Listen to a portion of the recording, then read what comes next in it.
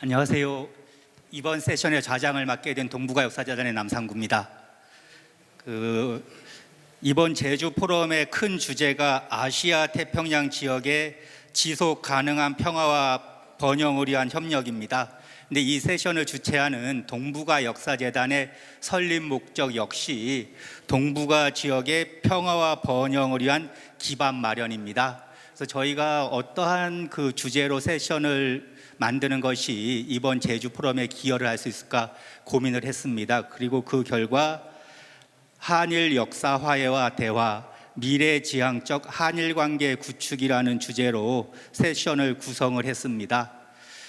저희 주제가 미래지향적 한일 관계 구축인데 이 주제는 비단 오늘의 그 과제만은 아닙니다. 1965년 한일이 국교 정상화할 때도 내걸었던 것이 미래지향적인 한일 관계 구축이었습니다. 그런데 그 65년부터 70년이 거의 지난 오늘에 와서도 미래지향적인 한일 관계 구축이 양국의 과제로 또 제기가 되고 있습니다. 그래서 오늘 세션에서는 왜 그 양국이 지금도 미래지향적인 그 관계 구축을 이야기해야 되는가, 요거를 역사 문제에 초점을 맞추어서 이야기를 하려고 합니다. 그래서 한일 사이에서 어떠한 역사 갈등이 있었고 이러한 갈등을 해결하기 위해서 어떠한 노력을 해왔는지, 그런 노력에 있어서 성과는 무엇이고 부족한 점은 무엇이었는지, 또 우리는 서로 어떠한 공통의 가치를 지향해야 하는지, 우리는 이렇게 그 60년 서로가 국제사회에서 차지하는 위상이 높아졌음에도 불구하고 우리가 국제사회에 내세울 수 있는, 우리는 이러한 규범을 가져야 됩니다라고 하는 부분을 제시한 것이 있는지, 즉 발밑도 보면서 먼 쪽도 바라보면서 같이 우리가 어떻게 해야지 그 미래지향적인 그리고 지속 가능한 한일 관계를 구축할 수 있을까에 대해서 고민을 해보고자 합니다. 오늘은 발표자 3분, 토론자 2분, 그리고 총평을 해주실 한 분을 모셨습니다. 먼저 발표자들을 소개해 드리겠습니다. 첫 번째 정재정 서울시립대 명예교수님이십니다. 그리고 두 번째 발표자는 인하대학교 법학전문대학원 이서구 교수님이십니다. 세 번째 발표자는 히토츠바시 대학교의 가토 케이키 교수님이십니다. 가토 교수님은 오늘 발표는 한국어로 해주시겠습니다. 그리고 토론자는 동북아 역사재단의 국제관계와 역사대화연구소 조윤수 소장입니다. 그리고 동북아 역사재단의 이가야 연구위원입니다. 그리고 오늘 총평을 해주실 이영우 동북아 역사재단 이사장님이십니다. 그럼 시간이 없기 때문에 첫 번째 발표로 들어가도록 하겠습니다. 정재정 교수님께서 역사 화해를 향한 소중한 발걸음, 한일 역사 공동연구위원회의 성찰과 기대라는 주제로 발표를 해주시겠습니다. 선생님 부탁드리겠습니다. 정재정입니다. 제가 오늘 말씀드릴 내용, 특히 한국과 일본이 역사 화해를 위해서 공동 연구를 한 경험이 있었다. 거기에서 얻을 수 있는 교훈과 앞으로의 기대는 뭘까, 이런 말씀을 좀 드리고자 하는데, 제가 바로 한일 역사 공동연구위원회에 제1기, 제2기 간사를 맡아서 해온 경험이 있습니다. 그래서 오늘은 제가 학문적인 그러한 토대를 바탕으로 해서 제 경험을 소개해가면서 여러분들과 이야기를 좀 나누도록 하겠습니다. 먼저 한일 역사 공동연구위원회나 뭔가 하면은 한국과 일본이 역사 문제 가지고 서로 갈등과 대립이 심해지니까 양국 정부가 두 나라의 대표적인 역사 연구자들을 선정을 해가지고 함께 공동 연구를 하고 그 결과를 널리 알려서 두 나라의 역사 교과서를 만든다든지 또는 국민들에게 역사 지식을 전달할 때 참고를 하자, 이러한 시도를 한 적이 있었습니다. 2001년 시작을 해서 이제 본격적으로는 2002년입니다만 2002년부터 2009년까지 두 번에 걸쳐서 그와 같은 양국의 역사학자들이 제1기, 2기 때 대개 한 10여 명씩에서 한 20명 정도 이렇게 참가하기도 하고 2기 때는 좀 더 많았습니다만은 대체적으로 한국과 일본의 고대사에서부터 해서 현대사까지 쟁점이 되는 사항들을 가지고 공동 연구를 했었습니다. 그러한 것들이 결과로서는 방대한 그 학문적인 성과를 냈었습니다만은 제가 지금 되돌아보건대는 그런 것들이 한국 국민들에게 널리 알려지지는 않았던 것 같아요. 왜냐하면 연구 자체가 중간에 그 비공개로 진행이 되는 경우가 있어가. 그래서 그 실질적으로 역사 갈등을 해소하는 데는 큰 도움이 되지 않지 않았는가 하는 게 제 요새 반성하는 점입니다. 그래서 지금 한국과 일본이 역사 문제 등을 둘러싼 그러한 갈등을 완화해가면서 큰 그 화해를 향한 발걸음을 내딛고 있지 않습니까? 특히 윤석열 정부가 선도적으로 그러한 걸 하고 기시다 정부가 거기에 적극적으로 호응하는 그런 때를 맞아가지고 다시 한번 이 역사 공동연구위원회 같은 걸 해서 역사 화해 쪽으로 가는 게 어떻겠는가 하는 게 제 오늘의 발제의 중요한 목표라고 할 수가 있습니다. 왜 그러면 한국과 일본이 역사 공동연구를 했었는가? 그것은 두말할 나위 없이 한국과 일본은 특히 근대 일본이 한국을 식민지로 지배한 것에 대한 역사 인식이 근본적으로 다릅니다. 한마디로 말한다면 한국은 일본이 한국을 불법으로 지배했고 부당했고 그리고 그것도 어떻게 보면 효력이 없는 말이죠. 그런 거라고 주장하는 방면에 일본 같은 경우는 합법적인 지배였고 당시로서는 정당했고 유효했다 이런 주장을 하는 것들이 서로가 결국은 1965년에 한일 협정을 맺을 때도 그걸 봉합을 못했거든요. 그러다 보니까 그 후에도 역사 문제가 생길 때마다 충돌을 하게 되고 그런 것들을 어떻게 극복할 거냐라고 하는 이야기들이 비로소 나오기 시작하는 게 1990년대 들어가서부터예요. 왜 그럼 그러는가? 1965년에 한일협정 맺을 당시만 하더라도 그렇게 정면으로 대립하던 한일의 역사 인식이 한 30년 지나는 동안에 꽤 많이 수렴하기 시작을 했어요. 여러분들은 그걸 잘 이해를 못 하실 텐데 적어도 일본에서도 1990년대쯤 들어가면 식민지 지배에 대해서 통절한 사과와 반성 이런 걸 표명하기 시작을 해요. 식민지 지배가 한국인들한테 다대한 손해와 고통을 줬다고 인정을 하게 되거든요. 그것은 일본의 역사 인식의 큰 변화라고 볼 수가 있어요.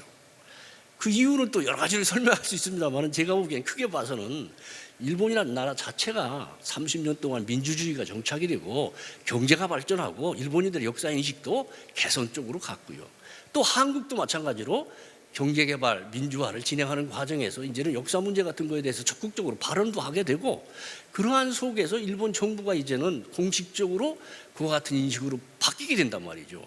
그러한 것들이 결국 한국과 일본 사이에 역사 대화가 가능하게 됐던 그런 거라고 생각을 해요. 그 배경에는 정부보다도 오히려 저는 민간인들의 역할이 컸다고 봐요. 그것도 제 경험의 바탕을 두고 말씀드리겠습니다. 제가 일본인들과 역사 문제를 가지고 싸우기 시작한 게 1980년대 후반부터예요. 82년에 이른바 역사 교과서 문제가 불거졌어요. 그때까지는 아무도 한국에서 일본 문제에 대해서 관심을 갖지 않을 때였습니다. 그때부터 이제 일본과 역사 인식을 둘러싼 상호 대화를 시작해가지고 90년대를 거쳐 상당히 활발해져요. 저 같은 경우는 특히 92년부터 2007년 정도까지 일본인들과 끊임없이 대화를 가면서 공통 교재를 만들어내는 그러한 것들이 각 곳에서 일어납니다. 제가 있던 서울시립대뿐만 아니라 한국의 여러 학회라든지 또는 민간인들도 그런 것들을 하게 되고 일본도 그러한 파트너들이 많이 있었습니다. 그래서 한국과 일본이 역사 문제를 둘러싸고 민간 레벨에서 상호 토론이 가능하게 되고 물론 싸움도 하죠. 싸움도 해가면서 그런 것들을 극복하는 방안에 대해서 고민도 하게 되고 이러한 것들이 당시 언론을 통해서 꽤 많이 알려졌어요. 일본의 공영방송인 NHK 같은 경우는 1시간짜리 프로그램을 만든다든지 한국의 조선일보 같은 경우는 일면을 다 할애한다든지 특히 일본의 아사히신문 같은 경우는 대대적으로 그런 것들을 시리즈로 보도를 한다든지 해가지고 한국과 일본이 역사 문제를 가지고 싸우기도 하지만 대화도 한다. 상호 접점을 찾는다라고 하는 것들이 되니까 그런 것들이 정부에도 영향을 줘가지고 여기 여러분들 보시다시피 1998년 김대중 오부치 선언이 나오는 거예요. 보통 김대중 오부치 선언 여러분들은 하늘에 떨어진 줄 알아요. 그게 아닙니다. 그렇게 가는 과정에서는 우리와 같은 민간인들의 끊임없는 대화가 있었고 또 일본 정부의 역사인식의 변화가 있었고 그걸 적극적으로 수용하는 한국 측의 움직임도 있었어요. 그런데 요새 김대중 오부지 선언을 이야기하면서 주로 많이 하시는 얘기들은 여기에 지금 보여지는 것처럼 오부지 총리가 식민지 지배에 대해서 다대한 손해와 고통을 끼친 것 통절하게 반성하고 사과한다. 김대중 대통령이 그러한 역사인식을 인정한다. 그런 것들 평가한다. 그리고 앞으로는 그런 일이 되도록이면 일어나지 않도록 젊은이들한테 올바른 역사인식을 심어주기로 함께 노력하자. 여기만 여러분들 초점을 맞추고 있어요. 이걸 강조하거든요. 그러나 제가 보기에는 김대중 오부지 선언의 좀 더 중요한 부분은 어디에 있냐면 다음에 보시는 것 같은 한국과 일본이 비로소 상대방을 인정하고 존중하기 시작했다는 데 있어요. 그게 저는 훨씬 크다고 봐요. 저는 뭐냐면은 오부지 총리가 김대중 대통령한테 이런 얘기를 해요. 한국이 그동안 열심히 일을 해가지고 경제 발전도 하고 민주주의도 성취하고 훌륭한 나라 만들었다. 그걸 평가한다고요. 김대중 대통령도 거기를 받아가지고 일본에 대해서 뭐라고 하냐면 일본이 그동안 평화헌법 아래 비핵 사문칙 지켜가면서 세계의 평화에 기여했다고 평가를 해주고 그러면서 두 나라가 국교 정상화 이후 교류 협력이 두 나라한테 도움이 됐다는 걸 인정한 거예요. 요새 여러분 우리 사회에서 그러한 발언을 정치가들이 합니까? 여야의 정치가 중에 그런 식으로 발언하는 사람이 있습니까? 상대방을 존중하고 상대방의 어떻게 보면 상호 교류가 도움이 됐다고 인정하는 사람이 있습니까? 김대중 오부지 선언의 핵심은 거기에 있어요. 그게 있었기 때문에 그 다음에 한일 역사 공동 연구가 가능했던 거예요. 그래서 2001년에 역사 교과서 문제가 터졌을 때 그걸 수습하는 방향으로 제1기 역사 공동 연구위원회를 시작하는 거예요. 물론 이제 그 시작하는 과정에서 여러 가지 디딤돌이 있었습니다만 하여튼간에 제가 말씀드리는 것은 그러한 것들이 있었단 말이죠. 그걸 바탕으로 해서 3년 동안 공동 연구를 해서 2005년에 보고서를 간행을 해요. 그런데 다시 역사 문제가 불거졌어요. 노무현 정권과 그 다음에 고이즈미 정권이었었죠. 그러다 보니까 결국은 그것을 또 극복하는 하나의 방안으로 그럼 역사 공동 연구를 다시 한번 하자. 두 번째 시작하는 게 2005년부터 해가지고 물론 이제 그 사이에 일본에서 아베 정부가 출연을 해가지고 아베 정부가 어깃장을 놓고 시작하는 거예요. 이제 인원 그 위원회 선정이라든지 이게 간섭을 하기 시작해가지고 회의 시작이 한 1년 반이 늦어져요. 그래서 결국 2기 시작은 2006년부터 시작해가지고 한 3년 지난 2009년에 이제 공동 보고서를 간행을 하고 하는데 이때부터는 제2기 때는 이 역사 교과서를 다루는 분과회도 만들었습니다. 그래서 거기서 이제 교과서 분석도 하고 그랬는데 그 상당히 서로 싸움도 많이 하고 이런 것을 했었지만은 하여튼 간에 한국과 일본 사이에 두 번에 걸쳐서 10년 가까이 공동 연구를 했다. 그 사실이 소중한 거예요. 거기에서 방대한 연구 축적을 했어요. 그런데 그런 것들이 교육 현장이라든지 일반인들의 역사 인식을 개선하는데 크게 활용은 되지 못했다. 그런 점을 저는 요새 반성을 하고 있습니다. 왜? 역시 시간이 짧았던 데다가요. 정권이 바뀌면서 그 역사 문제에 대한 이런 것들이 방향이 어긋나기 시작을 해요. 그게 결국은 그런 것 정착이 되지 못하고 두 번으로 끝나게 되고 그 후에 여러분 잘 알다시피 2011년부터 한국과 일본은 위안부 문제를 둘러싸고 정면 대립하기 시작하잖아요. 그리고 2015년에는 가까스로 합의했던 위안부를 문재인 정부가 또 다 뒤집어 버리잖아요. 그러니까 또 다시 나빠지고 또 징용 문제에 대해서 대법원 판결이 나오잖아요. 이렇게 가지고 역사 문제가 걷잡을 수 없이 확대가 돼가지고 지금 한 10년 동안은 역사 문제를 둘러싸고 한국과 일본이 갈등의 최고지에 올라갔었던 그런 거예요. 그러다 보니까 한국과 일본이 공동 연구를 하자 이런 얘기를 할 수가 없게 돼 있어요. 아까 제가 분명히 말씀드렸죠. 1990년대에 한국과 일본의 민간인들 또는 양국 정부 사이에 역사 인식의 수렴이 있었기 때문에 공동 연구가 가능했고 그러한 공동 연구가 있었기 때문에 역사 문제가 어느 정도 이 쿨한 말이죠. 조정기를 가졌었는데 싸우다 보면 공동 연구도 필요 없게 되고 오히려 그런 것들을 싸움질을 부채질하는 사람들이 득세를 하게 돼 있는 그런 것들이 한일의 문제라고 볼 수가 있습니다. 이제 상황이 좀 바뀌었어요. 이제 상황이 바뀌어서 이제 한국과 일본이 역사 문제를 가지고 정면으로 다시 한번 논의를 해도 이제는 괜찮다는 시기가 왔지 않는가. 그런 의미에서 한일 역사 공동연구회를 성찰을 해가면서 그때 이루지 못한 걸 다시 한번 이루어보는 게 어떻게 하는가, 제가 오늘 제안하는 거죠. 그러려면 역시 이제부터 하는 한일 역사 공동연구회 같은 경우는 좀 더 많은 또는 진행 상황 같은 것도 공개리에 해가면서 그러한 거기서 논의되는 사항들이 매스컴을 통해서 일반인들한테 널리 알려주고 그런 것들을 공유해가면서 교과서 만들 때 참고가 한다든지 등등으로 해서 발전 방향으로 나가는 게 좋지 않을까, 그런 그 바람이라고 할까, 그런 걸 하는 데는 역시 한국 같은 경우는 동북아 역사재단이라고 하는 그루터기가 있고 말이죠. 하니까 그런 것들을 잘 활용하면 좋지 않겠는가 하는 게 오늘 제가 드리는 말씀이라고 할 수가 있습니다. 그리고 그러한 정신에는 아까 김대중 오부지선에서 말했듯이 한국과 일본이 자유민주주의와 시장경제라든지 보편적 인권과 평화라든지 이러한 가치를 공유하고 있고 그 공유하는 가치를 서로가 존중한다고 하는 그런 기본 자세가 돼 있어야 돼요. 그렇게 되면은 저는 한국과 일본 사이에 역사 문제 같은 것도 능히 극복할 수 있다, 그런 생각을 합니다. 우리가 흔히 역사 문제 얘기할 때 독일과 프랑스, 독일과 폴란드 얘기를 많이 하는데요. 그런 나라에서 역사 공동연구를 한 게 50년이 넘어요. 1차 세계대전 끝남부터 시작해가지고 몇 차례 결국은 실패도 하지만 그러한 것들을 극복하고 해나가는 과정에서 결국 공동의 역사 교과서도 만들어내고 공동의 유럽이라고 하는 어떤 역사인식을 만들어내게 되니까 그걸 바탕으로 해서 이유라는 게 만들어지는 거거든요. 그러니까 동아시아에서도 특히 한국과 일본 사이에는 그것이 가능할 정도로 이제는 성장을 했어요. 두 나라가 역사 연구도 많이 진천이 되고 또 역사에 대한 접근 태도 같은 경우도 많이 유연화되고, 그러니까 이번 기회에 제가 보기에는 다시 한번 이와 같은 한일 역사 공동연구회 같은 것을 재개를 한다면 제1, 2기 때 좀 부족했던 점 있잖아요. 제가 아까 성찰해 가면서 이런 점은 잘못된 거 아니겠나 했던 것들을 보완해 가면서 훨씬 더 능동적으로, 그렇게 되면 저는 앞으로 한 2, 3년 후인 특히 2025년 국교정상화 60주년입니다마는 이 60주년을 맞아서 한일이 역사 화해를 선언할 수 있는 디딤돌이 되지 않을까, 그런 역할을 지금부터 해야 된단 말이죠. 시간이 별로 없잖아요. 그렇게 하는 게 중요하지 않겠는가, 그런 생각을 제 나름대로는 재연을 하고 해서 오늘 발제로 가름하도록 하겠습니다. 경청해 주셔서 고맙습니다.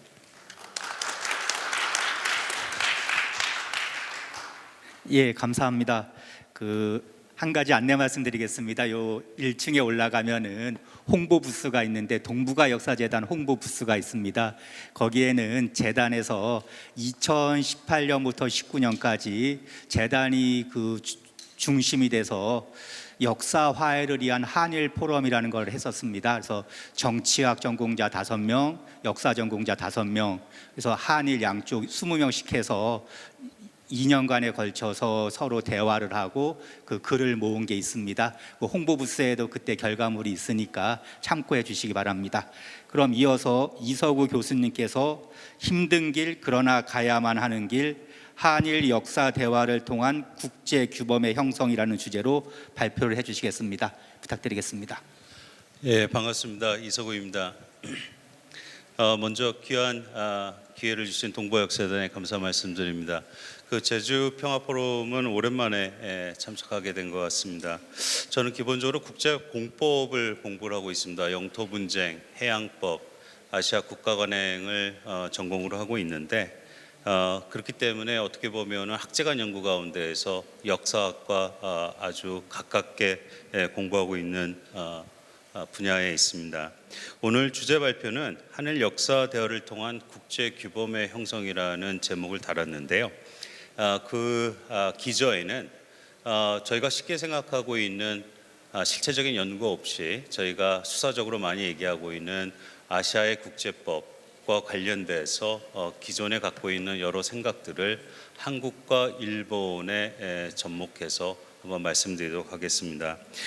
기존의 원고를 제출했는데 원고를 기반으로 해서 몇 가지 설명을 드리면서 발표를 하도록 하겠습니다. 최근 주저하다시피 윤석열 정부에 있어서의 가장 중요한 외교 방침은 한미일 삼국 간 안보 협력이죠. 그리고 이제 중국과 러시아에 대응하는 글로벌 차원의 공급망 참여 확보입니다. 한일 관계와 관련해서 좀 아쉬운 부분들이 있습니다만은 정부의 정책, 외교 정책이라는 것은 지향하는 바가 분명하기 때문에 이해할 수 있는 부분도 있다고 생각을 합니다. 한국은 그런 차원에서 지정학적으로나 역사적으로 국제법의 해석과 적용에서 떨어질 수가 없습니다. 일제강점기에서 비롯된 일제가 일본이 한국을 병탄하는 과정에서도 그렇고 지금 고착화되고 있는 남북관계나 한미관계에서도 그렇고 국제법의 운영은 매우 한국의 생존과 직결되어 있습니다. 한국은 기본적으로 다자관계보다는 양자관계의 기본에서 국제법을 운영하고 있는데 이러한 차원에서 봤을 때 과연 한국이 국제법의 운영을 어느 정도로 현실화하고 있는지에 대한 문제의식은 있습니다. 동아시아에 위치한 사실 동아시아 저희가 일반적으로 국제 정치상에서 봤을 때는 하나의 슈퍼 파워 미국이 있는 것이고 그다음에 세계의 글로벌 파워가 있다고 얘기를 합니다. 중국, 러시아, 일본 주다시피 그 세 국가가 다 동아시아에 있고 또 북한이 저희와 근접해 있습니다. 이런 상황에서 보게 되면 사실 그 주변 국가들과의 역학관계 내지는 안정적인 대외관계를 유지하는 것은 매우 중요한 국가적인 과제인데 저 개인적으로 봤을 때는 이러한 국가들 가운데에서 실질적으로 민주적인 절차를 거쳐서 정권 교체를 주기적으로 이루는 국가는 한국밖에 없지 않나 하는 개인적인 생각이 있습니다. 물론 일본에 대해서 다른 생각하시는 분들도 있겠고 러시아나 중국에 대해서 다른 생각하시는 분도 있겠습니다만은 또한 한국의 정기적인 주기적인 정권 교체가 너무 빈번하다고 얘기하시는 분도 있습니다.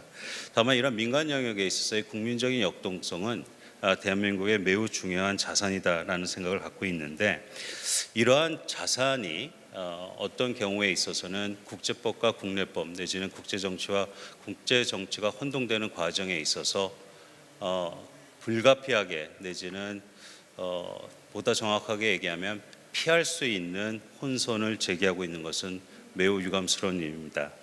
다시 말해서 국제법은 국제관계를 이루는 외교의 법적 기초를 제공하고 국제법에 따른 외교가 매우 이상적이지만은 개별 국가의 국익을 추구하는 외교는 국제법에 합치되지 않을 가능성이 있습니다. 최근에 일어나고 있는 러시아 우크라이나 전쟁에서도 그렇고 중국의 남중국해에서 일어나고 있는 것도 그렇고 모든 국가가 자국의 국익을 최선의 이익으로 확보하고자 하기 때문에 발생하는 일입니다. 그러나 이러한 모든 강대국들조차도 외교에 있어서 국제법을 부인하거나 도전하기보다는 설사 그러한 설득력이 떨어진다 하더라도 국제법을 원용하거나 국제법의 최소한의 근거를 제시하고자 노력하고 있습니다. 아까 말씀대로 정권은 항상 교체될 수 있기에 특정 정권에서 이루어진 외교 정책에 기반한 대외관계 결정에 있어서 정권 교체가 이루어진 이후에 국내적인 판단을 최소화함에도 불구하고 그러한 판단에 있어서 국내의 사법적인 잣대를 들이대는 우가 발생하고 있습니다. 한국의 경우도 예외는 아닙니다. 조금 전 정재정 선생님께도 말씀하셨습니다만은 저희는 일제강점기에서 비롯된 문제들이 하나로 남아 있습니다. 1965년 한일기본조약과 청구협정과 관련된 해석이 조약임에도 불구하고 국내적인 해석이 다르고 있죠. 그와 관련해서 발생한 2015년 12월에 발생한 일어난 위안부와 관련된 한일 합의 그다음에 올해 3월에 있었던 강제동원 관련 대법원 판결과 관련된 정부의 해법도 국내법과 국제법, 국내 정치와 국제 정치가 혼동됨에 따라서 발생할 수 있는 많은 문제점들이 현재 발생하고 있습니다. 다시 말해서 정권의 교체 이후에 이미 국제법으로 형성된 기존의 대외관계에 대해서는 그 변형의 시도가 매우 세심해야 됨에도 불구하고 국가와 정부의 개념이 명확하지 않기 때문에 다시 말해서 조약이라든지 국제법은 국가 간에 체결된 관계 설정인데 그것이 정부 간에 체결된 관계 설정으로 오해함에 따라서 발생할 수 있는 많은 문제점들이 지금까지도 일어나고 있습니다. 2015년 위안부 합의 2023년 올해 있었던 강제동원과 관련된 정부의 해법은 그 내용이 국내에서 여러 논의가 있고 여러 논란이 있고 부족한 점이 있으리라 믿습니다마는 그럼에도 불구하고 국가 간에 체결된 어떠한 조약이나 국제 관계에 있어서의 변형을 가져오는 일에 대해서는 조금 더 세심한 접근이 필요하다는 생각을 하고 있습니다. 그렇게 과연 한국은 우리가 갖고 있는 여러 복잡다기한 국가적 현안을 접근함에 있어서 과연 국제법에 대한 정확한 인식과 해석, 적용을 하고 있는지 궁금합니다. 그리고 그에 근거한 정책적인 대안 제시가 이루어져 왔는지도 궁금합니다. 이러한 거에 대한 의문이 있기 때문에 저는 개인적으로 한국이 국제 규범을 선도할 수 있는 능력이 있다고 생각하지는 않습니다. 일본의 예를 좀 들어보겠습니다. 일본은 저보다 더 많은 일본 전문가가 계시겠습니다만은 과거 메이지 시대 이후부터 제국주의 시대로 넘어가는 과정에서 서양의 국제법을 수용하는 과정에서 지역은 아시아에 있습니다만은 실체적인 적용 자체는 서구의 구미의 국제법을 수용하고자 노력을 했습니다. 제국주의가 영토를 획득하는 그대로의 모습을 아시아에 적용해서 아시아 국가 간의 서열을 만들었고 그 관계 설정을 했고 그 과정에서 국제법이 기능을 하고 있습니다. 최근에 양국 정상이 회담하는 과정에서도 언급된 내용인데 아주 재미있는 언급이 있습니다. 오카쿠라 덴신이 이런 얘기를 했다고 합니다. 서양인은 일본이 평화롭게 온화한 문해에 열중하고 있을 때에는 야만국으로 간주했는데 일본이 만주의 전장에서 대사륙을 범하고 나서야 비로소 문명국으로 부르고 있다라고 하고 있습니다. 일본이 어떻게 보면 서양의 제국주의 국가의 국제법의 원용에 접근하는 과정에서 큰 영향을 준 그러한 인식이 아닌가 싶습니다. 다시 말해서 일본의 국제법 활용은 누차 말씀드립니다마는 서양의 제국주의 국가의 진행 절차나 방식, 그 목적하는 속성과 전혀 다르지 않습니다. 그런데 이러한 큰 인식의 변화를 가져온 것이 결국은 일본의 2차 대전에 있어서의 패망입니다. 일본은 그 이후에 국제법의 해석 및 운영에 있어서 가장 최저 기준의 적법적 내지는 적법성 준수로 국제법상의 국가 책임을 회피하는 국가 실행을 보여오고 있습니다. 도덕성과 시대정신이 반영되지 않은 일본의 국제법 운영은 이러한 제국의 건설과 몰락의라는 역사적 맥락에 기인한다고 봅니다. 도덕적으로는 문제가 될 수 있는데 법적으로 문제가 될 수 없다는 소위 얘기하는 합법 부당의 시각에서 국제법을 운영하는 일본에 대항하는 국제법 적용은 따라서 매우 세심한 준비가 필요합니다. 국가와 사람은 보는 시각이나 평가함에 있어 비슷합니다. 저희가 법을 지키는 사람을 위대한 사람이라고 얘기하지 않습니다. 왜냐하면 모든 사람들이 일반적으로 법을 지키기 때문이죠. 그런데 법을 지키는 사람이 도덕적이고 시대정신을 선도하고 있으면 저희는 그 사람을 위대한 사람이라고 얘기합니다. 선도하는 사람들은 팔로우가 있어야 되는 거죠. 후발주자에 대한 지지를 받지 못하면 선도할 수 있는 국가가 될 수 없습니다. 이러한 인식에 놓고 보면 최근에 있어서 조금 다른 얘기입니다마는 후쿠시마 오염수 방류와 관련된 일본의 접근 방식은 다소 유감스러운 점이 있습니다. 그렇다면 소위 자유민주주의 국가, 가치외교를 중시하는 진영에서 얘기하는 자유민주주의 국가들 가운데 미국 다음에 실질적인 2인자인 일본은 2인자의 역할을 수행하고 있는지 궁금합니다. 국내외 대외관계나 시대가 요구하는 규범 형성에 있어서 어떠한 기준과 방향성을 가지고 국제법을 해석하고 적용하고 있는지 궁금합니다. 그리고 그에 근거한 정책적인 대안 제시를 일본이 할 수 있는지. 개인적으로 따라서 이러한 생각을 하다 보면 일본은 과연 국제규범을 선도할 수 있는지에 대해서 의문을 가지지 않을 수가 없습니다. 2인자인데 2인자의 역할을 할 수 없다는 것은 어떻게 보면 매우 안타까운 일이라 생각합니다.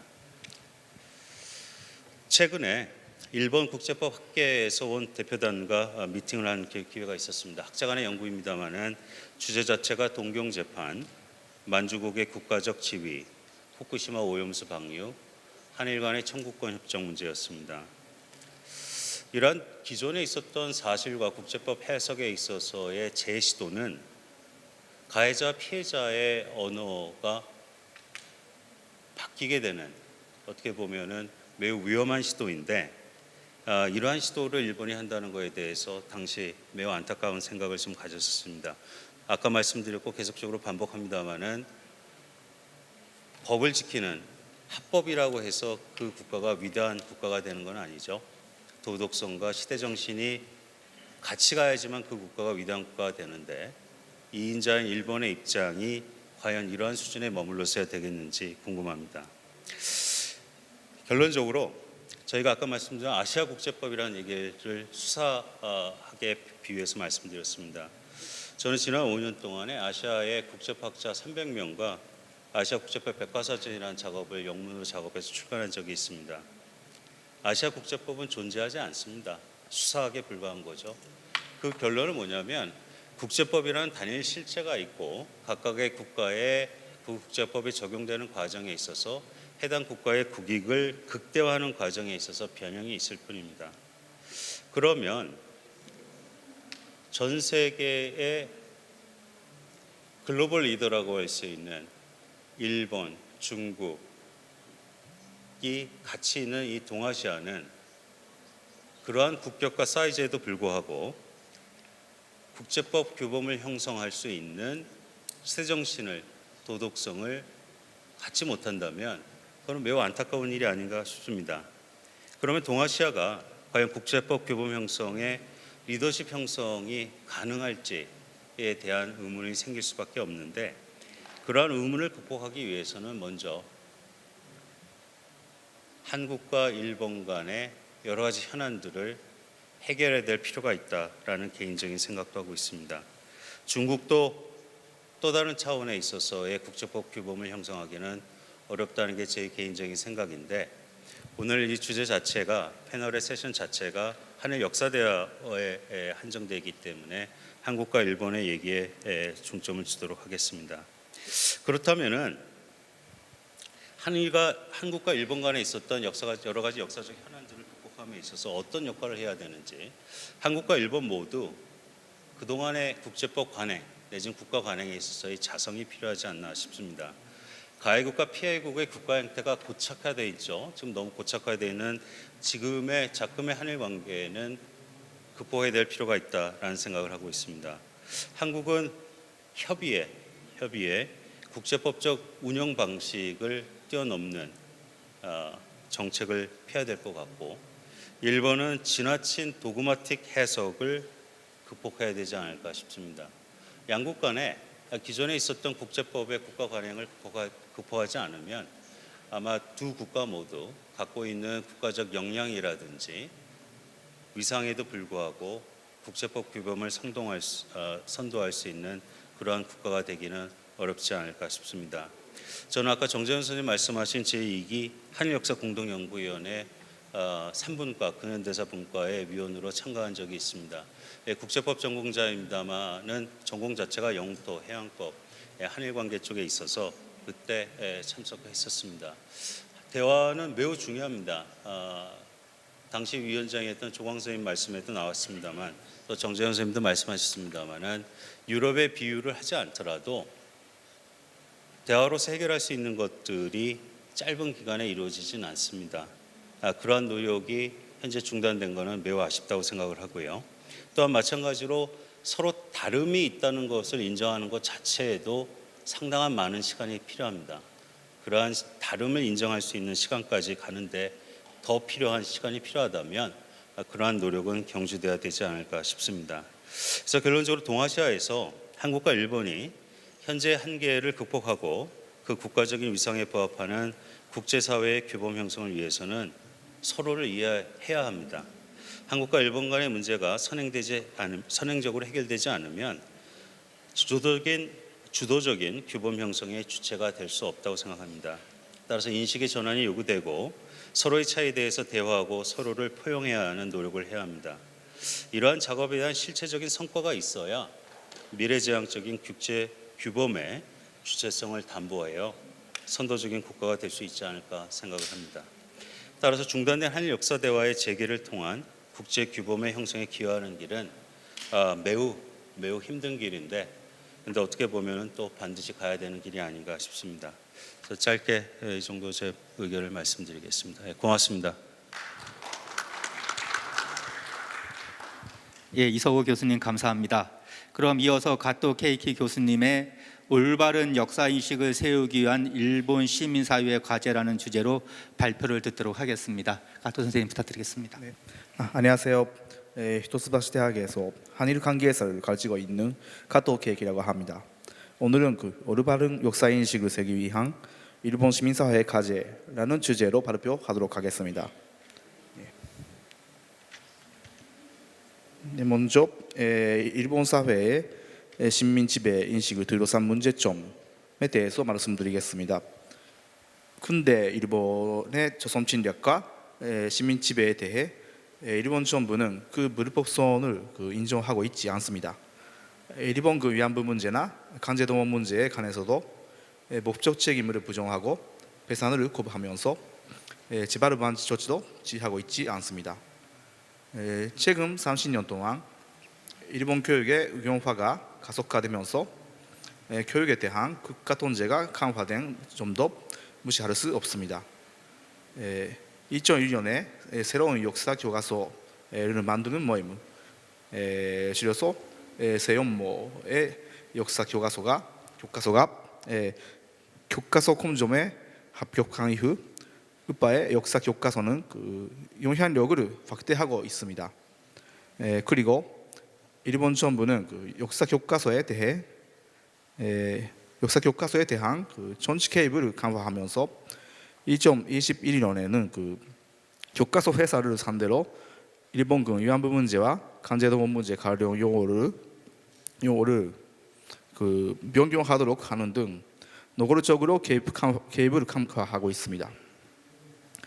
2018년에 강제동원 문제에 관한 한국 대법원 판결이 나온 후 일본 정부는 국제법 위반 등의 주장을 펼치며 한국에 대한 공격을 강화하고 있습니다.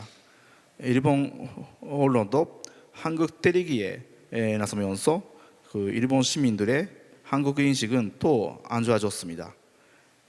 그리고 한국에 대한 안 좋은 감정을 가진 채로 2020년에는 한일 관계가 제한되었습니다.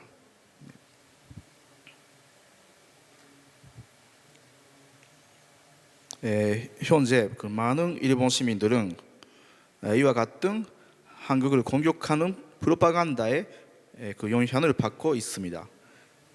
노골적인 역사 부정론을 믿고 있는 사람도 적지 않고요.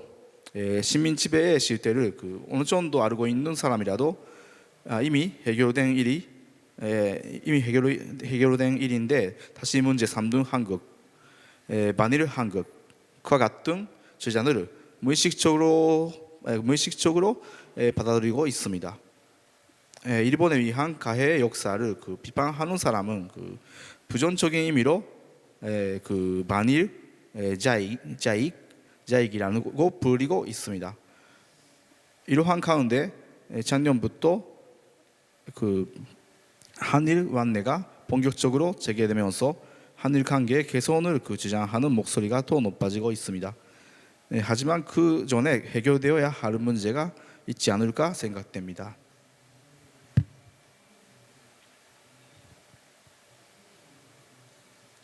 다음은 한일 역사 학술 교류의 가능성과 과제에 대해서 말씀드리겠습니다.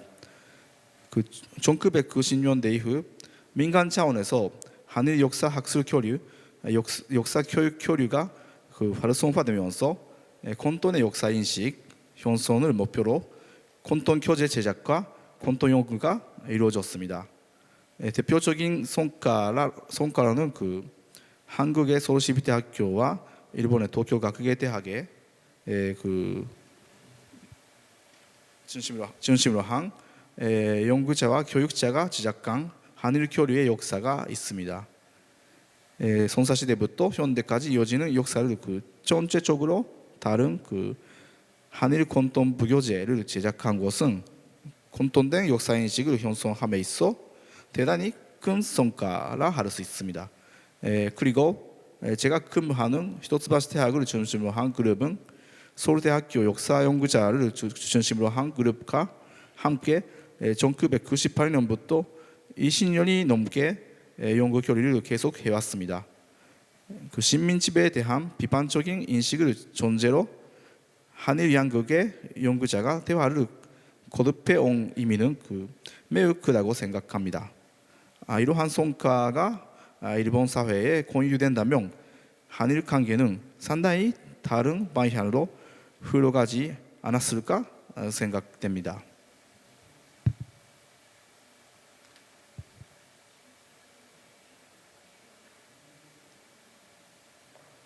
네, 대학에서 수업을 하다 보면 한국과 일본 역사 연구자 간의 의견은 대립하고 있다고 생각하는 학생들이 많다는 사실을 알 수 있습니다.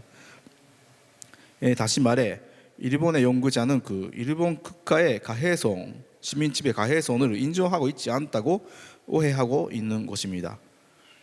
일본에 의한 진작의 실태나 가해 실태에 대해 공유재산이라 할 수 있는 성과가 학계에 축적되어 있음에도 불구하고 학생들은 그 성과를 전혀 알지 못합니다. 한편 정부 차원에서 실시한 한일 대화로는 2002년에 출범한 한일 역사 공동연구위원회가 있었습니다. 아까도 소개해 주셨지만 하지만 이 정부 차원에서 실시한 대화는 방금 말씀드린 민간 교류와는 비교할 만한 성과를 내지 못했습니다.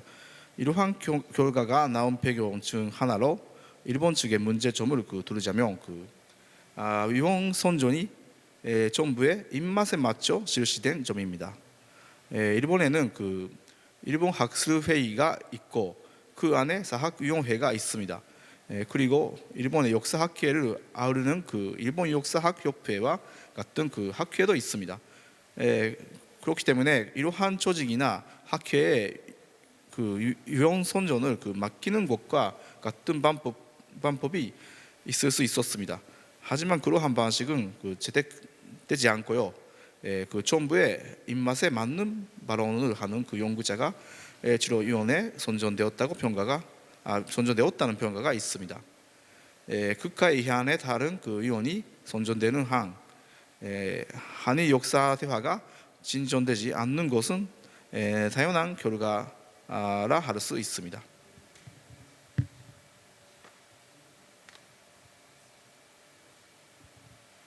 다음으로는 올바른 역사인식을 세기 위한 대학생의 활동에 대해서 말씀을 드리겠습니다. 2021년에 제가 지도하는 학생들은 일본 말로 니카노 모야모야 또 대학생의 와다시 한일의 답답한과 대학생이 나라는 제목의 책을 출판했습니다.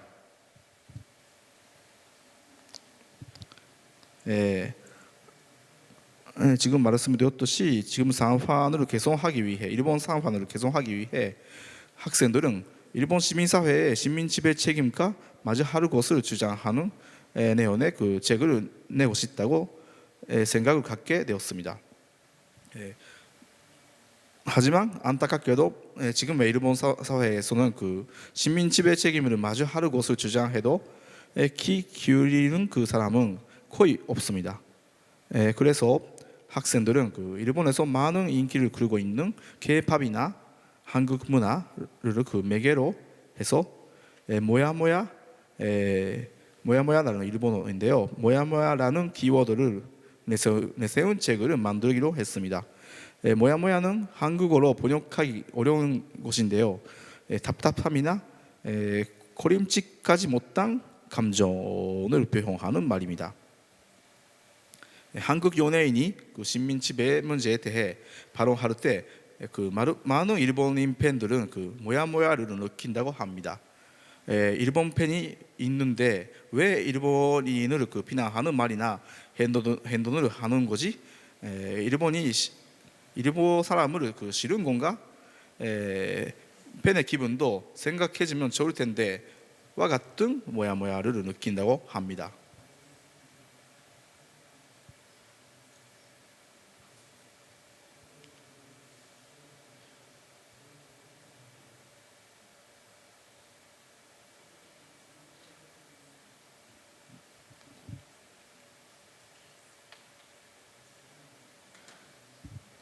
네, 이러한 그 팬들이 이러한 의문을 가지는 것 자체가 일본 사람들이 그 얼마나 식민 지배 역사를 그 알지 못하는가를 그 보여주는 것이지만 이것이 일본의 현실이라고 할 수 있습니다. 그리고 한국 문화에 관심을 가져 식민 지배 문제에 대해서도 배우려고 하면 그 집에 사람들로부터 바닐이라는 그 소리를 듣기도 한다고 합니다. 학생들은 그 이러한 의문이나 경험을 시작으로 식민 지배의 역사에 대해 해설을 하는 책을 만들기로 했습니다.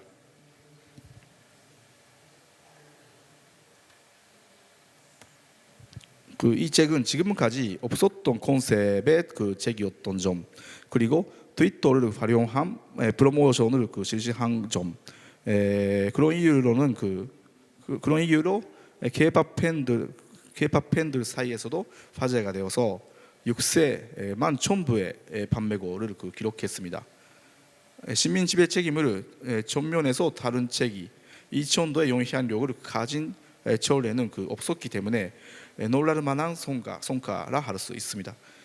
그리고 식민 지배 문제에 대해 생각해 본 적이 없는 K-pop 팬들이 그 책을 읽고 SNS에 그 소감을 적는 등 작은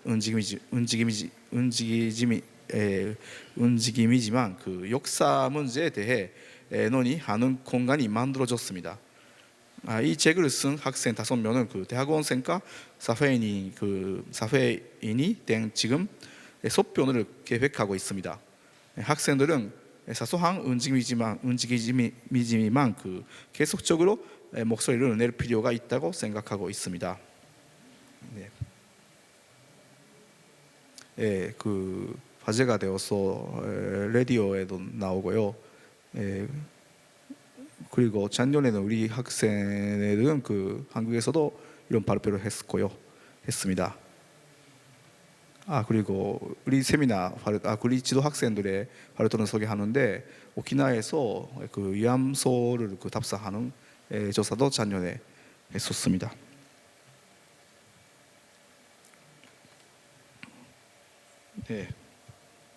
마지막으로요. 그 일본 사회의 언론 상황과 이를 극복하는 길에 대해서 말씀을 드리겠습니다. 안타깝게도 이러한 그 학생들의 위기는 그 일본 사회에서 소수파에 속합니다.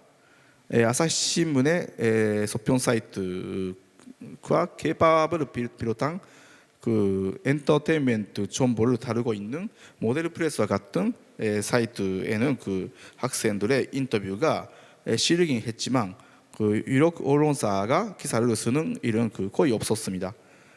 학생들은 만든 책이 10,000부 이상 팔렸다고 하면 큰 화제가 될 수 있을 것 같은데요. 이 문제는 그 일본 사회에서 금기시되어 있습니다. 일본의 유력 언론사는 그 한일 간의 역사 문제가 1965년에 한일 정규권 협정에 따라 그 해결이 완료되었다는 입장을 지지하고 있기 때문입니다. 그래서 기사가 안 나온 거죠. 역사 문제를 외면하고 한일 간의 정치적 타협을 추구하고자 하는 입장에서 이 책에 대한 공격이 있기도 했습니다. 올해 1월 15일 날에 그 유력 신문사 가운데 진보적이라 알려진 마이니치 신문의 웹사이트 전치 프리미엄의 그 한국 주재 경험이 있는 오누 키토모코 전치부 기자의 칼럼 한국 문화를 그 즐기며 가해 역사에 맞이해야 하는가가 게재되었습니다. 현재 이 기사는 삭제되었습니다. 이 기사는 그 과거의 역사에 얽매이지 말고 한일 교류를 추진하는 것이 중요하다는 주장을 하면서 학생들의 책이나 심포지엄을 그 비판했습니다. 오느 기자의 주장 자체에 문제가 있지만 무엇보다 오느 기자는 그 기사 작성에 있어 학생들에게 연락을 하거나 지지하지 않았습니다. 기자로서 있을 수 없는 그 행동이라고 생각됩니다. 감사하게도 책의 독자들은 그 먼저 SNS에서 기사에 문제가 있다고 그 목소리를 높여줬습니다. 이에 따라 저희가 마이니치 신문에 공식적으로 항의한 결과 마이니치 신문사 측은 그 지지가 충분하지 않았다고 인정하고 전지부장이 대학교에 직접 두 번이나 찾아와 주셔서 학생들에게 사과하고 기사를 삭제했습니다. 문제 제기를 통해 기사가 삭제된 것은 큰 성과이고 이것이 독자들의 운동에 위해 실현된 것은 획기적인 일이라고 할 수 있습니다. 하지만 시민 지배 책임과 맞이해야 한다고 주장하는 것만으로도 유력 언론사로부터 공격을 받는 것이 일본의 현실이라고 할 수 있습니다. 네, 그렇기 때문에 일본 시민은 식민 지배 역사에 대해 배울 수 있는 공간을 넓혀 나갈 필요가 있습니다. 이를 위해서는 1990년대 이후 민간 차원에서 적극된 한일 학술 교류의 성과를 적극적으로 활용해야 할 것입니다. 네, 이상으로 발표 마치겠습니다. 감사합니다.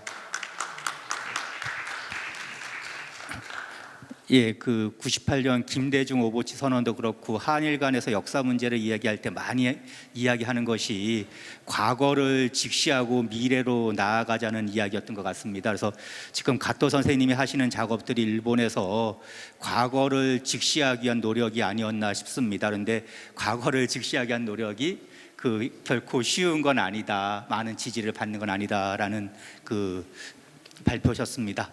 그럼 이어서 조윤수 소장님과 유가야 연구위원의 토론을 듣도록 하겠습니다. 네, 소개받은 조윤수입니다. 오늘 항상 한일 역사 대화 화해를 이야기하다 보면 갈등 문제를 이렇게 들춰내야 해서 굉장히 사실은 마음이 굉장히 무겁기도 합니다. 그리고 이 사실은 우리가 지금 한일 미래지향적인 한일 관계 구축이라든지 아니면 한일 신시대, 이것은 제가 이 외교문서를 보다 보니까 50년대, 60년대부터 계속 나오고 있는 것 같아요. 사실은 저도 이 한일 역사 현안 문제를 지금까지 다뤄오면서 항상 고민을 하게 되는데, 이게 사실은 굉장히 어려운 문제고 아마 우리가 언제까지 과거사 문제를 계속 할 것이냐라는 이제 질문 한국에서도 나오고 일본에서도 물론 얘기가 나오는데, 이건 정말 아까 말씀하신 대로 독일하고 프랑스, 독일하고 폴란드 같은 경우에는 굉장히 시간을 굉장히 오래 50년이 아니라 거의 60년, 70년에 걸쳐서 사실은 독일, 폴란드 같은 경우에도 겨우겨우 이제 책 한 권이 1970년대 시작해서 2016년에 16년에 드디어 첫 한 권이 나오기 시작했거든요. 근데 이제 한국 사람들은 굉장히 성격이 굉장히 급한 것 같아요. 우리가 이제 시작을 하면 바로 성과가 나와야 된다고 생각을 하니까 그런 점에서 조금 좀 안타까움이 있습니다.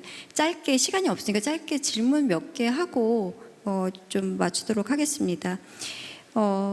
아까 가토게이키 선생님께서 말씀하셨는데, 사실 가토게이키 선생님께서 올바른 역사인식이라는 표현을 쓰셨는데 굉장히 한국식, 일본 분들한테 이런 표현을 들어본 적이 없어요. 그래서 가토게이키 선생님 같은 분이 굉장히 많아지면 역사 화해가 아니라 그냥 문제가 금방 해결될 것 같은 그런 느낌은 들었는데, 가토게이키 선생님이 일본군 위안부 문제 가르치고 학생들한테 한다는 것 자체가 일본에서 저는 굉장히 힘든 일이라고 생각이 들어요. 특히 이제 답사를 가고 또 거기에 또 학생들을 데리고 가서 역사와 위안부 문제라는 게 어떤 문제였는지 가르친다는 게 쉽지가 않은데, 굉장히 정말 평가할 만한 작업이라고 생각이 듭니다.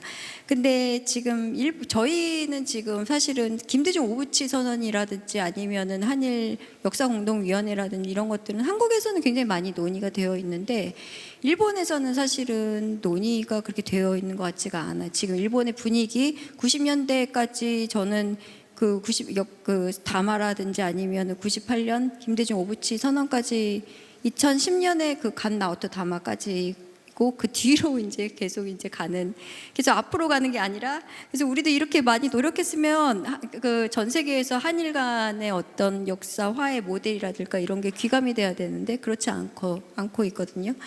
그래서 저는 한일 역사 공동위원회 말씀을 하셨는데, 한일 역사 공동위원회도 정말로 이게 제대로 작동을 하기 위해서 우리가 일본한테 제안을 하기 위해서 혹시 이 가장 우리가 주의해야 될 점이 무엇인지 아니면은 우리가 이 역사 대화를 제기할 때 하지 말아야 될 일이라든지 아니면 꼭 해야 되는 일 이런 것 좀 몇 개 짚어주시면 감사하겠습니다. 그리고 시간이 되면은 저희가 사실은 한일 과거사 문제 아까 국제법, 국제규범 뭐 말씀을 많이 하셨는데 외교 그 과거사 문제를 저희가 사실은 위안부 문제도 그렇고 과거의 여러 가지 문제를 외교 교섭으로 이제 좀 해결하는 경향이 있었는데 최근 들어서 사실은 외교 교섭으로 이게 해결이 된 것이냐 안 된 것이냐 굉장히 논란이 많지 않습니까? 그래서 지금 국제법적으로 이게 해결을 할 수 있는 하나의 방안이 될 수 있는지 그런 거 좀 질문을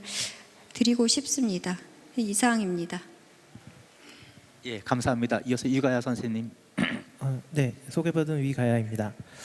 시간 좀 줄이기 위해서 질문 제가 지금 그 토론 요지문을 적은 거에서 질문을 하나씩만 질문 드리고 그리고 토론문을 이제 읽어가는 형식으로 질문 드려보려고 합니다. 저는 이제 그 이서구 교수님하고 가토 교수님께 질문을 하나씩 준비를 했는데요. 먼저 이제 국제법으로 형성된 그 이서구 교수님 글에서 국제법으로 형성된 기존의 대외관계에 대한 변형의 시도가 매우 세심한 검토가 필요하다는 말씀에 이제 원론적으로 동의를 하고 향후 한일 역사 갈등을 풀어나가는데 이러한 관점이 전제가 돼야 이게 이제 저희 재단에 전화를 하시면 바로 들을 수 있는 말이긴 한데요. 갈등을 넘어 화해로 나아갈 수 있을 거라고 생각을 합니다. 앞에 처음에 적었던 질문은 넘어가고요. 한국과 일본과의 문제를 선행적으로 해결하기 위한 실체적 성과라고 하는 부분에서 이 지금 자료집의 요지문 그 32쪽 이제 가장 하단에 적으신 부분의 내용을 제가 가져왔는데 동아시아에서 한국과 일본이 현재 한계를 극복하며 그 국가적인 위상에 부합하는 국제사회의 구별 형성을 위해서는 서로를 이해해야 한다. 그래서 한국과 일본 간의 문제가 선행적으로 해결되지 않으면 주도적인 규범 형성의 주체가 될 수 없고 인식의 전환이 요구되는데 이제 서로의 차이에 대해서 대화하고 서로를 포용해야 하는 노력을 해야 한다. 이러한 작업에 대한 실체적 성과가 있어야 미래지향적인 국제 규범의 주체성을 담보하여 선도적인 국가가 될 수 있다라고 하셨는데 이것만으로도 이제 굉장히 많은 부분을 전달하고 계시지만 여기서 말씀하시는 실체적 성과라고 하는 것이 좀 더 구체적으로 적시가 될 수 있다면 그것이 그러니까 그런 것들이 어떤 것이 될 수 있을지 좀 더 추가적으로 설명해 주실 수 있다면 글의 취지가 좀 더 명확하게 전달될 수 있을 거라고 생각이 되는데 물론 이미 진행된 바 있는 한일 역사 공동연구위원회가 있었고 그런 성과가 있었지만 그 성과 이상을 얻어낼 수 있는 방안은 혹시 없을지 저 역시 뭐 딱히 뭐 생각이 있는 건 아니기 때문에 매우 무책임한 질문인 것 같지만 혹시 교수님께서 생각하시고 있던 게 있다면 좀 의견을 한번 여쭤보고 싶고요. 그리고 가토 교수님께 드리고 싶은 질문은 일단 먼저 이 일본의 교육 현장에서 식민지 지배 책임 문제에 대해서 학생들과 함께 고민하고 학습의 공간을 넓혀온 교수님의 노력에 정말 경의를 표하고 앞으로 계속해서 이제 이렇게 발표문에서 말씀해 주신 것처럼 교수님이 활동해 주시는 것이 향후 한일 역사화에 커다란 기여를 할 것이다라고 저는 정말 믿고 있습니다. 그래서 이것도 역시 질문을 하나만 줄이자면 식민지 지배 책임과 사과에 대한 한일 양국 시민의 인식차라고 하는 부분에서 좀 질문을 드리고 싶은데요. 여기 역시 마찬가지로 발표 요지문에 자료집 요지문의 44쪽의 상단에 있는 문단인데 현재 대부분의 일본 시민은 많든 적든 위와 같은 한국 때리기 프로파간다의 영향을 받고 있다. 노골적인 역사 부정론을 믿고 있는 사람도 적지 않으며 식민지 지배하에 가해 실태를 어느 정도 인정하는 사람이더라도 이미 해결된 일을 다시 문제 삼는 한국, 반일 한국과 같은 담론을 받아들이고 있다라고 이제 적어주셨어요. 근데 이제 제가 여기가 제주도라서 더 이 말씀을 드리기가 조심스러운데 한 제주 4.3 이제 관련된 토론에 참가를 했다가 한 이제 토론자께서 이런 말씀을 하셨어요. 그러니까 사과라고 하는 것은 피해자가 이제 그만해도 좋다고 할 때까지, 그러니까 피해자가 괜찮다고 할 때까지 계속해서 해야 된다. 이게 100% 정확한 워딩은 아닌데 발언의 취지는 이랬었습니다. 그런 의견을 들은 바 있었습니다. 이러한 정서가 어쩌면 가해자의 진정한 사과를 평가하는 한국인의 일반적 정서가 아닐까라고 생각을 했습니다. 그런데 이러한 정서라는 게 또 최종적이고 불가역적인 해결을 원하는 일본 뭐 극우 인사다거나 아니면 일본의 지금 현재 정부라거나 이런 일본의 입장과 정확하게 충돌을 하고 있기 때문에 교수님께서 말씀하신 이제 이미 해결된 일을 다시 문제 삼는 한국이라고 하는 인식이 생겨나는 게 아닐까라고 생각이 들고, 교수님께서 이 키워드로 삼고 있는 모야모야라고 하는 단어, 이게 저는 이제 사실 이런 일본의 극우 인사들이 얘기하는 지금 한국에 대한 그 단어는 피로감이라고 이제 이해를 하고 있었는데, 오히려 지금 가토 선생님께서 얘기해 주신 모야모야라고 하는 단어가 진짜 일본 시민 일반의 그 마음을 더 반영하는 단어라는 생각이 들었었는데요. 그런 모야모야 역시 이 마찬가지의 그런 맥락에서 일본과 한국인의 어떤 사과를 둘러싼 인식 차에서 이해할 수 있는 게 아닐까라고 하는 생각이 들었는데요.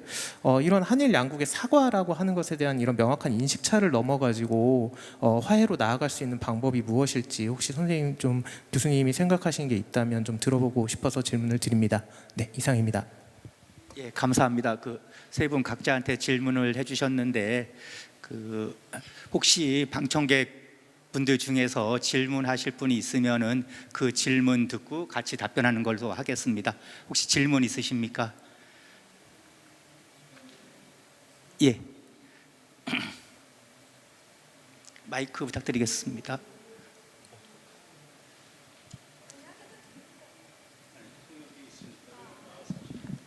아니면 저 마이크 쪽에 가서 말씀해 주시.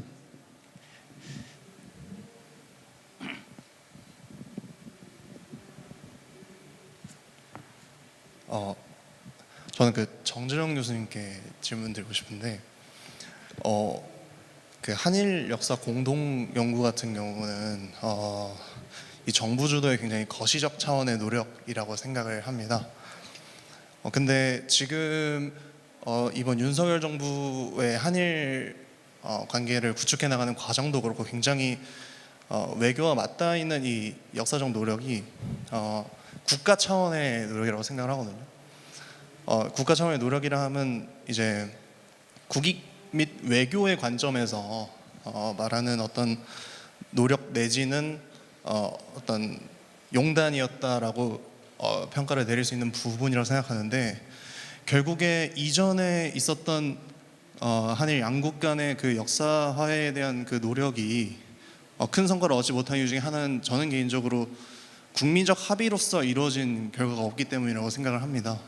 그래서 즉 개인적 차원에서의 어떤 합의가 없었던 거죠. 국가를 이루는 어떤 정부나 그런 그 정책을 결정하는 인원들의 어떤 결정으로 이루어졌다는 거죠. 근데 말씀하셨던 김대중 후보치 선언이 굉장히 큰 호응을 이끌었던 이유는 언급하신 대로 민간 차원에서의 노력으로서 한일 양국의 어떤 역사적 화해 분위기가 다져진 후에 서로에 대한 존중이 이루어졌기 때문에 개인과 국가 차원에서의 화해 노력에 물꼬를 튼 게 아닌가 싶습니다.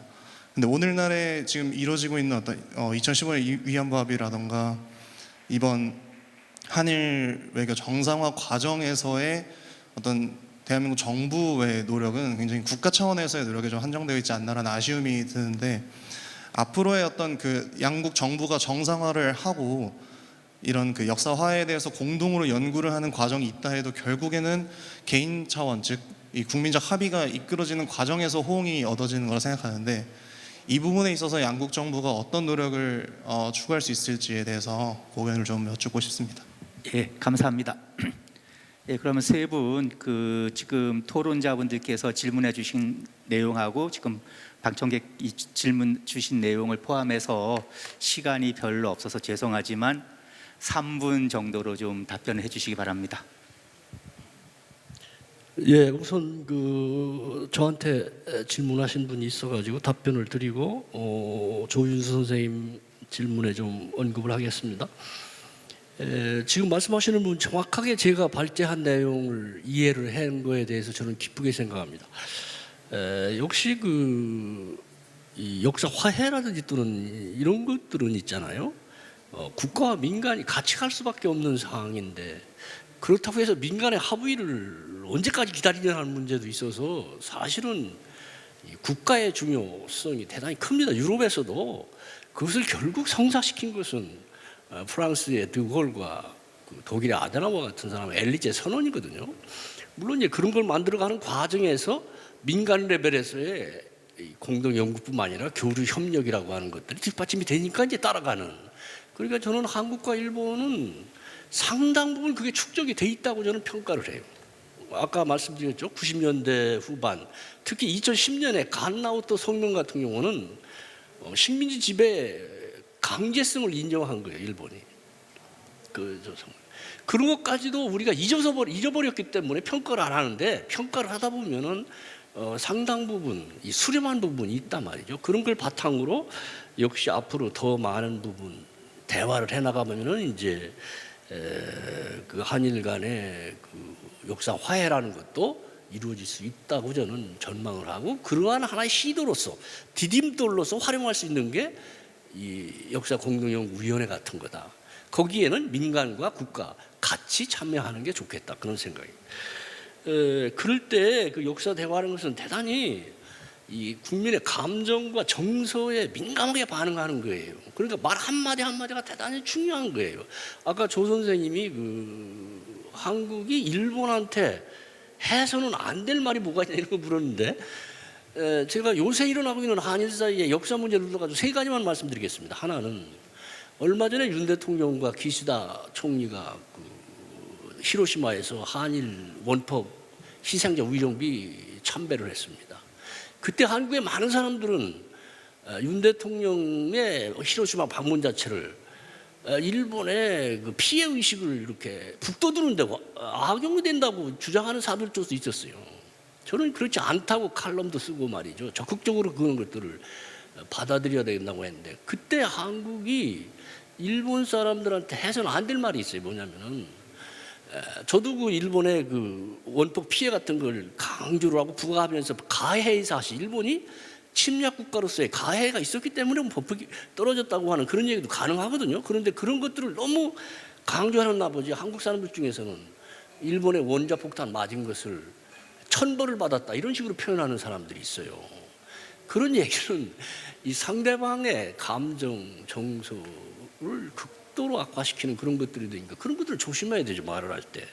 그리고 또 아까 그 식민지 지배에 대한 사죄, 반성, 보상 같은 것도 한국 사람도 일본이 전혀 안 했다고 그래요. 되게 아무것도 안 했다고. 그런데 그렇지 않잖아요, 팩트로서는. 아까 제가 소개했었죠. 90년대 일본 정부가 역사 인식이 한국에 수렴해 오는 과정이 있었다고. 통렬한 사죄와 반성 표명했었다고 말이죠. 간나우토 성명 같은 경우는 식민지 지배의 강제성도 인정했다고 말이에요. 이런 것들이 있었기 때문에 일본 사람들하고 역사 대화할 때 말이죠, 완전 부정하는 식으로 얘기하면은요, 이 대화가 안 돼요. 그러니까 그런 것들을 조심해야 되게. 두 번째, 세 번째는 또 한국 사람들 일본하고 역사 문제 얘기할 때는 자꾸 독일하고 비교를 많이 해요. 독일은 잘했는데 일본은 뭐하냐 말이죠. 근데 독일이 유태인을 학살한 거하고 일본이 우리 독립운동가들을 탄압한 거하고 상황과 그게 다른 거예요. 그런 것들을 단순 비교해가지고 하다 보면은 얘기들이 진전이 안 되는 그런 이런 것도 있다고 하는. 그러니까 우리들도 스스로 자성해가면서 말이죠.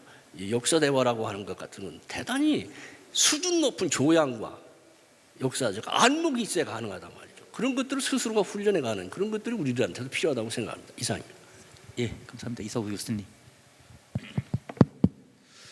예, 몇 가지 질문이 있었죠. 근데 이제 제가 드리고 싶은 말씀은 제 발표하고 연장선상에서 아까 저희 플로어에서도 질문해 주셨는데, 저 개인적으로는 개인 청구권은 국가가 대신할 수 없다는 건 명확한 원칙입니다. 다만 여러 가지 실무적인 차원에서 국제법적인 관행을 보게 되면 국가가 개인 청구권을 대신하는 경우가 있죠. 근데 그럼에도 불구하고 그 경우에 국내적인 절차는 밟아야 되는데, 그러한 점에서 문제가 있기 때문에 최근에 있어서의 한일 관계에 있어서의 강제동원과 관련된 해법과 관련해서도 만족하지 못하는 의견들이 나온다고 생각을 합니다. 다시 말해서 아까도 누차 얘기했습니다만 국내법적인 해석과 국제법적인 해석은 같을 수가 없는데 그것을 동일시하는 과정에서 생기는 오해나 여러 가지 그 무리한 어떤 접근 방법들은 교정이 돼야 된다고 개인적으로 생각을 합니다. 한일 관계 관련해서 특히 저는 이렇게 그 국제법을 시각에서 이렇게 봤을 때 정재현 선생님하고도 조금 같은 내용이면서 조금 다를 수가 있는 게 가해자와 피해자의 언어 사용은 매우 달라야 되고 매우 그런 점에서 매우 신중해야 된다는 거죠. 피해자는 상처가 있습니다. 상처가 아물 때까지는 가해자는 그 전달하고자 하는 메시지에 매우 신중해야 된다라고 생각합니다. 기본적으로 일본의 기본적인 한일 관계 입장에서는 국제법적으로 모든 것이 해결됐다는 아주 강고한 입장이 있는 거죠. 그런데 마찬가지로 정재현 선생님께서 히로시마 관련된 말씀을 하신 것과 마찬가지로 그러한 언어를 계속해서 강조하는 것 자체도 사실은 저는 바람직하지 않다라고 생각합니다. 일본 속담에 냄새가 나면 덮는다 이런 속담이 있다고 해요. 덮으면은 문제가 봉합이 되는 거지 해결된다고 생각하지는 않습니다. 그래서 기본적으로 가해자가 한 행위에 대해서 피해자가 용서를 할 때까지는 가해자가 인내하는 것은 가해자의 몫이다라는 것은 기본적인 원칙이 아닌가 그렇게 생각을 합니다. 국제법적으로 해결될 수 있는 것들이 많이 있습니다. 국내에서도 가장 문제가 해결되지 않을 때 쓰는 가장 거친 표현이 법대로 하자입니다. 법대로 하자는 것은 상식이 통하지 않을 때 하는 겁니다. 국제사회에 있어서의 국가 간의 관계에 있어서도 상식으로 외교적으로 다 해결될 수 있는 문제가 해결되지 않을 때 국제소송을 합니다. 국제법적으로 해결한다는 것 자체는 그 정도로 대화나 외교적인 해결 방식이 없는 경우에 해당되는 건데 저는 한일 간의 관계는 그 수준을 좀 뛰어넘어야 될 단계가 되지 않았나. 양국 간에 충분히 외교적인 내지는 대화 협력을 통해서 극복해야 될 부분들이 많이 있지 않나 싶습니다. 그래서 한일 간의 관계에 있어서의 국제법적인 소송이나 국제적 해결 방법을 논하는 것은 정말 저희 관계가 바닥까지 갔을 때 저희들이 고려할 수 있는 그러한 상황이다라고 저는 개인적으로 생각하고 그것은 저 개인적으로도 원하지 않는 그러한 옵션이 아닌가 싶습니다. 예, 감사합니다. 가토 선생님. 예. 위가야 선생님께서 그 사과에 대한 그 한일 양국의 그 인식 차이에 대해서 어떻게 그 해결할 수 있는지에 대해서 그 질문을 해주셨는데요. 아주 어려운 질문이라고 할 수 있는데요. 근데 그 일단 일본 사람들은 그 대부분 그 역사 실태에 대해서 제대로 인식하지 못하는 것 같습니다. 그래서 그 교과서에는 그 사실은 90년대 이후에는 그 한국 식민지화 가족이라든지 3.1운동이라든지 단합한 것도 그런 것은 그 한목으로는 그 나오고 있어요. 단어로는 나오고 있는데 교과서에는 근데 그런 교과서를 그 사용해서 대학에 들어온 학생들한테 물어보면 한국 식민 지배가 그렇게까지 그 나쁜 것이라고 생각지도 못했다고 이야기하는 경우가 많습니다. 아마 그 세계사를 공부하면 나쁜 일이 많지 않습니까? 그래서 그런 여러 가지 있는 곳에 하나로서 그 한국 식민 지배로 그 인식되니까 그렇게까지 중요한 일이라고 생각하지 않는 것 같습니다. 근데 그런 것은 좀 많이 그 역사 교육을 바꿔야 하는데 사실은 그 일본에서 지금 정부에서 그 많이 그 돈질을 하고 있으니까 좀 어려운 상황이 있겠지만 근데 좀 역시 그 식민 지배 실태라는 것에 대해서 전혀 모르는 상황이 있다는 것이 첫 번째 문제라고 생각하고요. 그리고 두 번째로는 그 사실은 일본과 한국의 역사 인식 차이도 있긴 있는데 많이 있는데요. 근데 사실은 민주주의나 인권에 대한 그 인식이 차이가 있을 것 같습니다. 일본 사회에서는 역시 그 한국과 같은 그 경험이 없어서 민주주의의 경험이 별로 없어서 점점 그 일본 젊은 애들은 그 민주주의에 대한 그 뭔가 가치, 민주주의 가치나 그런 것은 단어로는 알고 있는데 인권도 단어로는 알고 있는데 그런 것이 어떤 것인지 진지하게 생각한 적이 없는 사람이 많아요. 그래서 한국에서 인권 문제에 대해서 열심히 운동하는 것에 대해서도 이해할 수 없어요.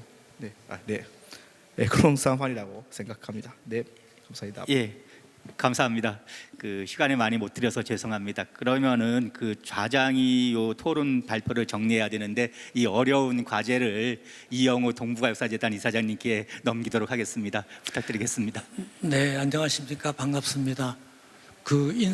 인사말을 할 것인가 총평을 할 것인가 했는데 총평을 맡았는데요. 시간이 너무 없어가지고 걱정입니다.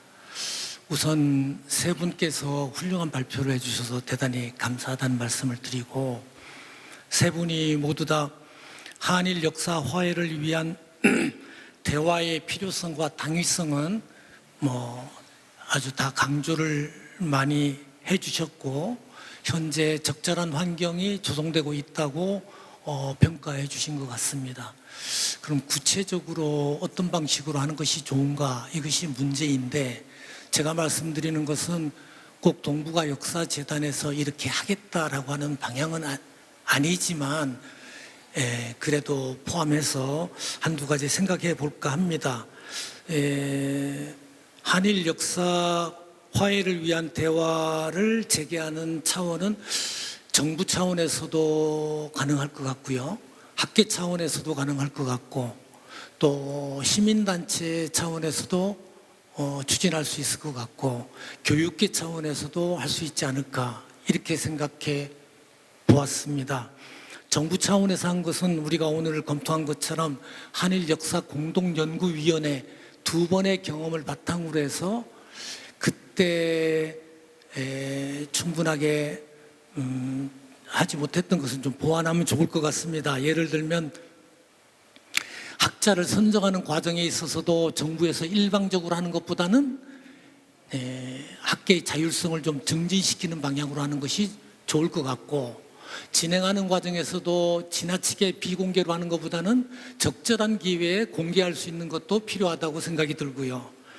또 결과물에 대해서도 대단히 보급을 소극적으로 했는데 좀 적극적으로 보급할 필요가 있지 않는가. 또 하루아침에 모든 문제를 해결하려고 하지 말고 장기 지속적으로 하는 것이 필요하다. 이런 아까 다 말씀하셨지만 이런 걸 보완해 가지고 정부 차원에서 역사 공동위원회를 재개하는 것이 좋겠다는 생각을 여러 선생님들께서도 해주셨고 저도 그렇게 생각합니다. 두 번째, 학계를 통해서 하는 것도 방법이라고 생각합니다. 1996년부터 2005년까지 10년 동안 70여 명의 인문사회과학자들이 모여가지고 세 차례에 걸쳐가지고 한일 공동연구 포럼을 민간 대학에서 추진한 적이 있고, 그 이후 그 결과물이 여러 권의 단행본으로 발간이 되어 가지고 아직까지도 학계에서도 잘 활용되고 인용되고 있습니다. 그래서 이런 것을 이제 정부 재원이 있는 기관에서 적극적으로 지원을 해가지고 추진하면 어떨까, 그런 생각이 들고요. 시민사회단체도 적극적으로 진행하면 좋은데 동력이 많이 떨어지고 자금도 많이 부족해서 안타까운 상황입니다. 학생 교사의 문화적인 교류도 필요한데 이것은 가토 게이키 선생님께서 좋은 모델을 보여주셨기 때문에 이런 방향으로 더 진전되면 어떨까, 이런 생각이 들고, 동북아 역사재단이 이런 일을 다 할 수는 없지만은 지난 여러 차례에 걸쳐서 유사한 일을 진행한 경험을 바탕으로 해서 앞으로도 이런 일을 최대한 적극적으로 지원하고 직접적으로도 하고자 노력하겠습니다. 감사합니다. 예, 감사합니다. 아침에 여러분들 서울에서 오신 분들은 아침에 긴급 문자 받고서 많이 놀라셨을 겁니다. 그러면은 이렇게 북한에서 미사일 실험을 한다고 하면은 많은 분들이 안보에 관심 있으신 분들은 전략 자산을 생각할 겁니다. 근데 저는 오늘 저희가 나눈 이 역사 화해와 대화라는 것은 공동의 평화 자산이라고 생각을 합니다. 그래서 이 문제도 전략 자산 못지않게 중요한 것이 평화 자산이고, 이 평화 자산을 어떻게 우리가 축적해 나가고 활용할 것인가가 상당히 중요하다고 생각을 합니다. 예, 오늘 훌륭한 그 발표와 토론을 해주신 그 발표자 토론자분들 그리고 끝까지 같이 해주신 청중분들께 감사드립니다. 서로 박수를 치는 것으로 이 세션을 마치도록 하겠습니다. 감사하겠습니다.